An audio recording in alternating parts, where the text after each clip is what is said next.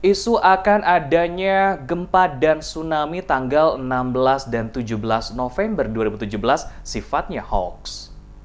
Dalam beberapa hari terakhir ini beredar isu baik melalui pesan pendek berantai di kalangan masyarakat maupun informasi dari mulut ke mulut yang menyebutkan akan ada tsunami pada tanggal 16 dan 17 di Ambon, membuat panik warga yang tinggal di daerah pesisir. Di Kecamatan Lehitu Barat maupun Kecamatan Lehitu, isu akan terjadinya tsunami pada 16 dan 17 November berhasil membuat warga panik dan memilih mengungsi ke hutan. Sehubungan dengan beragam isu yang sifatnya hoax tersebut, Kepala Stasiun Badan Meteorologi, Klimatologi, dan Geofisika Kelas 1 Ambon, Abraham F. Mustamu menyebutkan secara historis maupun perkembangan teknologi sampai saat ini, gempa bumi tektonik belum dapat diprediksi. Mustamu meminta masyarakat untuk tidak terprovokasi dan panik akibat isu yang sifatnya hoax, karena sekali lagi ditegaskan secara ilmu kegempaan yang diperkuat dan dengan kemajuan teknologi, gempa tektonik belum dapat diprediksi kapan akan terjadi. Ia menyarankan kepada masyarakat untuk tidak secara mentah-mentah menerima beragam informasi tentang gempa, tapi dapat menanyakan kebenaran sebuah informasi tentang kegempaan melalui call center di 021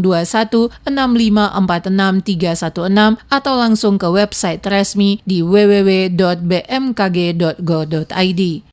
Kita khususnya BMKG melihat dari historis dan perkembangan ilmu maupun teknologi sampai saat ini gempa bumi tektonik itu belum dapat diprediksi.